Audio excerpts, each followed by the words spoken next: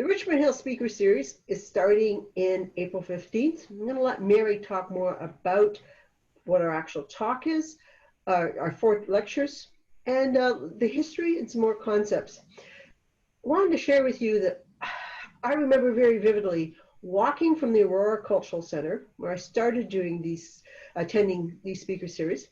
And I was with Mary. We made a little bit of a walk out to our car. And I said, Mary, we should have these in Richmond Hill. There's no reason for us to drive up to Aurora.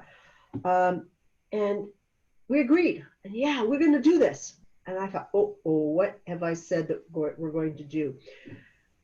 Of course, you all know that I'm very familiar with the theater, very comfortable talking to Michael Gritt. And so Mary and I did. It wasn't an easy sell. Michael, of course, is theatrics, entertainment. We thought we had to convince him that people really wanted to sit in a seat in a Thursday morning and listen to a lecture. That wasn't a concept that he really grabbed at. We proved him wrong. We did very well with the speaker series. So, why am I doing it? People have asked. Because we don't get paid for it. We hope that we broke even. We hope maybe we'll make some money with this one, with your help. But, I love learning. I love continual learning. I believe that this continual learning is so important for our well-being. Much as being connected is really important, so is this continual learning and thinking about it. I'm looking for the day when we can actually meet again and talk outside the hallway at the theater, go over for lunch. I just think it's so important. I've got so much out of those lectures that I'm doing it for myself as well, but I really love sharing it. So with that, I'm going to hand it over to Mary, and I'm going to do a screen share. So Mary, go ahead. Okay. Well, as Marj said, we're tired of traveling outside of our area to attend these various lectures, which are quite enriching. And so we thought we'd bring it to Richmond Hill. And it was more than just the travel aspect of it. We wanted to bring the enrichment to the residents of Richmond Hill. We saw the value of lifelong learning in a social environment, and exposes us to diverse opinions and points of view, which fosters understanding. And it makes us better critical thinkers. And bottom line, it's fun. So when Marj and I started working on it, it did take a while to convince Michael Gritt, but he's now a strong supporter of this program.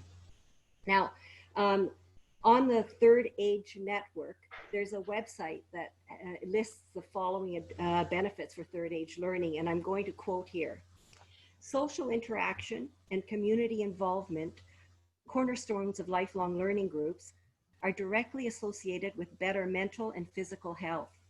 Education is a major factor in enabling older people to cope with innumerable practical and psychological problems in a complex, changing, and fractured world. Economic benefits of intellectual stimulation for older people result as educational fosters self-reliance and independence, thereby reducing increasing demands being made on public and private resources. There are now third age learning groups all around the world. So how did it start? You may be surprised that it actually started at Glendon College here in Toronto 48 years ago. There was a group of interested retired folks who wanted to continually be stimulated. So they approached Glendon.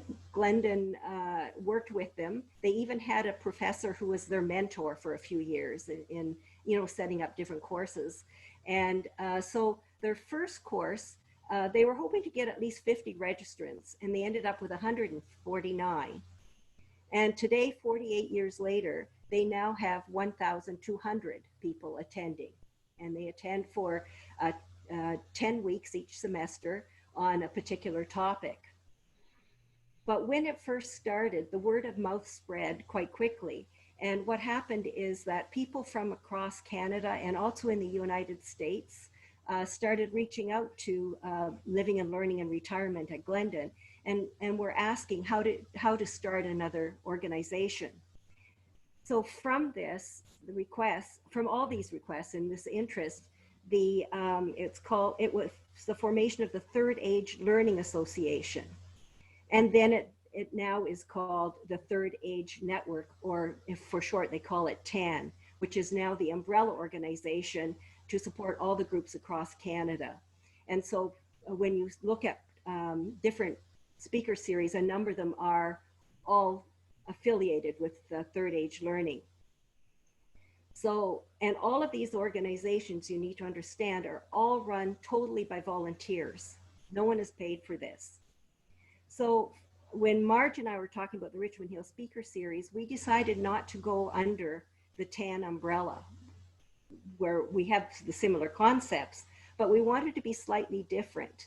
And the reason being is that in this journey, we are hoping that eventually we will have enough interest, and that will be up to the community if they're interested, but we'll have enough interest and we're able to eke out enough earnings that eventually we can have a major speaker having them in the evening.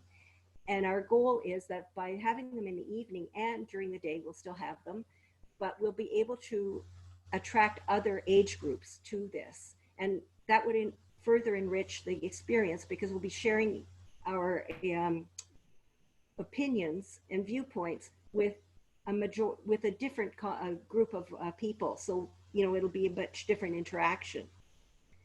We also have a dream that, wouldn't it be great if we could have a place where we could have a light lunch after one of our speaker series, so that we could meet, discuss the speaker, or simply just continue in meeting with the folks. We do this at Glendon, but we also have the comfort of having a cafeteria, which allows us to be able to meet with friends and meet new people and discuss different things. And it's always quite stimulating. And we're also fortunate to be at the Richmond Hill Center and to have the strong support of Michael Gritt. He's been quite the advisor for us as we've been moving along for this. So this brings us to our speaker series this spring. We've decided to have 4 speakers, and we're just sorry that we can't meet in person, but hopefully you'll join us on Zoom. So on April 15th, we have Dr. Barbara Perry speaking, and she is an expert on the resurgence of the extreme right. She's a professor of criminology and justice, and she's a global hate crime expert and leading author. She's in such demand around the world. And so she'll be talking to us about the rise of the extreme right. And she's also going to offer some suggestions for ways in which we can collectively challenge the rise of this movement. So it should prove to be quite interesting for us to attend. Then on April 22nd, it's a different event, we have Dr. Suzanne Evans. She'll be joining us from Ottawa, and she's going to be talking about Ethel Mulvaney. Ethel Mulvaney is a woman who came from Manitoulin Island, and during the Second World War, she was in Shanghai and ended up in a prisoner of war camp when that area was invaded by the Japanese. Now, it was a very harsh environment. The people there were starving. They had very little food. And what happened is, to keep them motivated, and there were a group of women who would share their favorite recipes that they would remember. And out of that came a cookbook, believe it or not. So it's a story of the strength, the sharing amongst the women, and also the history moves on post-war back in Canada. So we'll hear about that from Suzanne.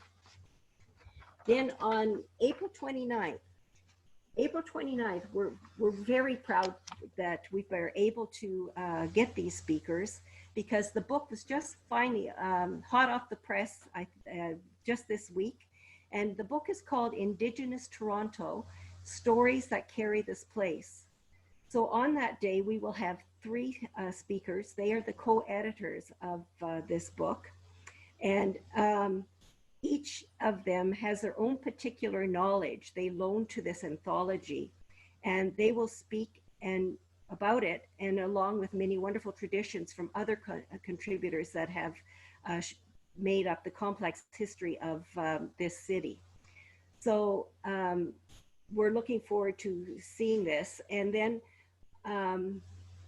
what you need to understand is I've seen a copy of the book before it went to press, but there is a story that begins that is at the start of the book, and it's from Hayden King, and he talks about he wanted to understand the history of Toronto and the history of the Indigenous people associated with Toronto. And so he said he went down to his mother's basement, and who is an avid, apparently, historian on Toronto. Not one book had any mention of the Indigenous people in Toronto. And each of the versions of the history of Toronto indicated that this area of the land was devoid of people, which was absolutely not true. So from this introduction, we will get the anthology, which is quite rich. So we're looking forward to hearing from these three very talented women. Then our last speaker, May 13th, Dr. Olivier Corteau. Now, I've attended a 10-week course with Dr. Corteau, and he's an amazing lecturer. And the course that I took with him was the history of espionage. Now, this history began, believe it or not, back in the Tudor age, and he brought it forth to current times. But one of the areas that he wasn't able to cover well, and I've asked him to do for us, is to talk about the women who were trained in England under a program that Winston Churchill started. And these women were highly trained and then went to Europe to help with the resistance and provided information back to England.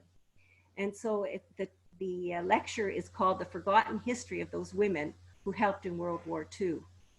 So those are the four that we're going to be hearing from, and I hope it sparks some interest for you to attend.